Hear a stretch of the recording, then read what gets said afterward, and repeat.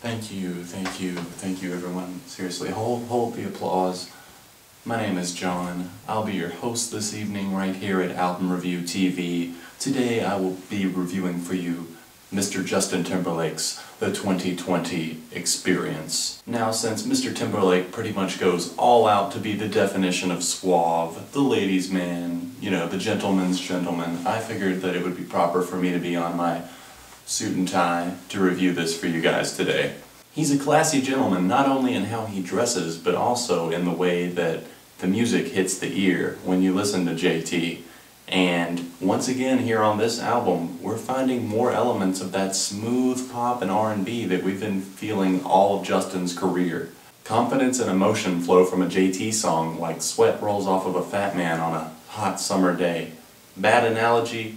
Probably, but you get the point. It almost always happens. JT has succeeded yet again in making another batch of finely crafted R&B/pop tunes. He collaborated with Timberlake once again to produce the 2020 Experience, and although the production and the beats may get repetitive at times, overall it's just extremely enjoyable and pleasant to the ear. The beats and background music sound exactly what I would have expected Justin Timberlake to sound like in 2013 after a 7-year break. It's like he didn't even miss one step. He was away acting, he comes back, and he's still on the top of his game for the most part.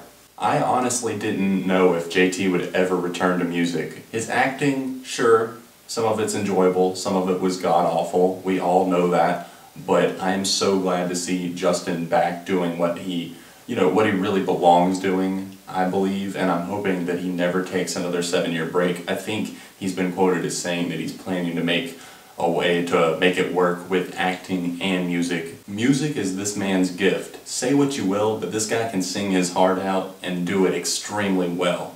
His music may not be for everyone, but for pop music, it's extremely smart and well done. I'll admit it, the first single, Suit and Tie, is not my cup of tea. The intro is awful. Jay-Z's verse is weak, but there are things that are great about the song. JT's verses as well as the chorus are actually very catchy and well done, and the atmosphere that the song generates and brings to the listener, it actually, imagine this, it makes you feel like you're at a classy dinner party at a fancy club or something like that, having dinner with a bunch of your rich friends. JT, in his suit and tie of course, rushes up on stage with, of course, his band, all dressed to the nines, and they sit there, play for you, and serenade you. That's exactly the emotion that it brings. It makes me feel like I'm at a fancy dinner or something, or that I should be dressed up while I'm listening to it.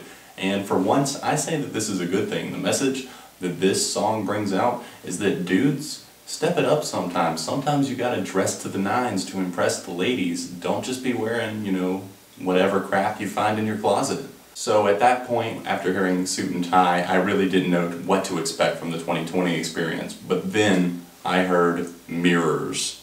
Blew me away. I wasn't expecting it at all. And it's one of the best songs of 2013 so far, and definitely the best pop song I've heard so far this year. This 8-minute beauty finds JT singing about a lost love that he sees like a mirror. He sees himself in her at all times, and I like the references he makes, obviously to, himself being like a mirror and her being like a mirror, and maybe the references at times get old throughout the song, but really, the song changes pace enough times to just keep it interesting the whole time. I love the use of guitars in the intro, and I like the long intro like I mentioned in my track review of the song.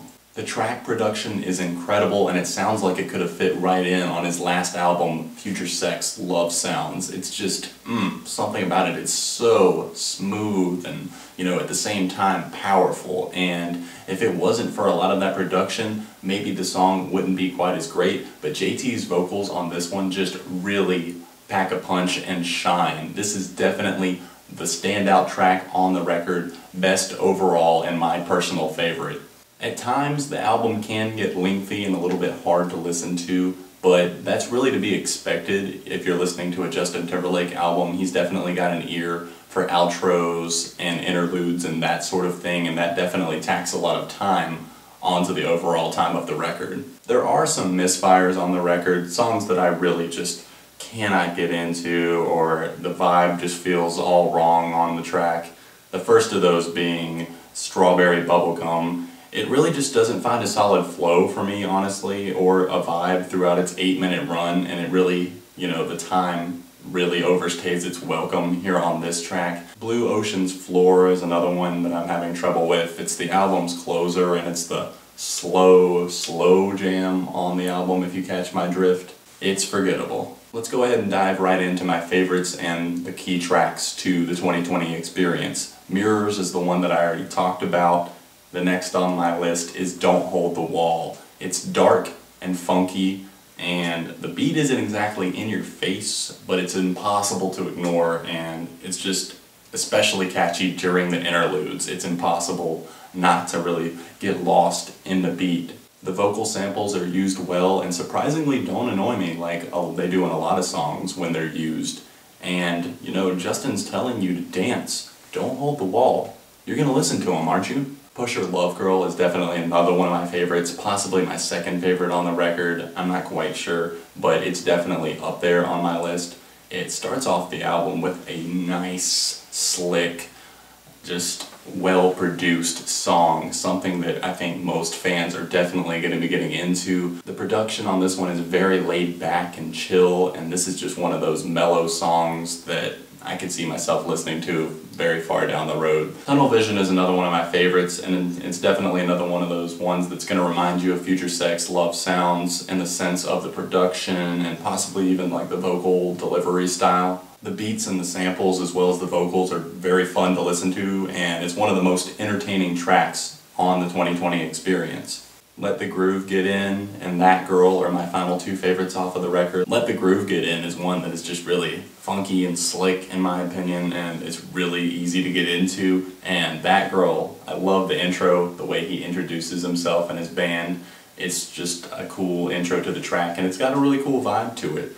But I want to know what you guys think. What are your favorites off of this record? What did you think overall? For me, this album actually surprised me a little bit. I wasn't sure how much I was going to get into it. It's been 7 years since, we had anything new from Justin Timberlake. And of course, I was a little bit, antsy after hearing Suit and Tie. But honestly, JT has impressed and delivered yet again. 4 out of 5 from me right here at Album Review TV. Please make sure you subscribe, check out my website, Facebook, Twitter. All the links are in the description down below. Subscribe for future reviews and let me know what I should review next. I will see you guys very soon right here on ARTV Beyond the Reviews.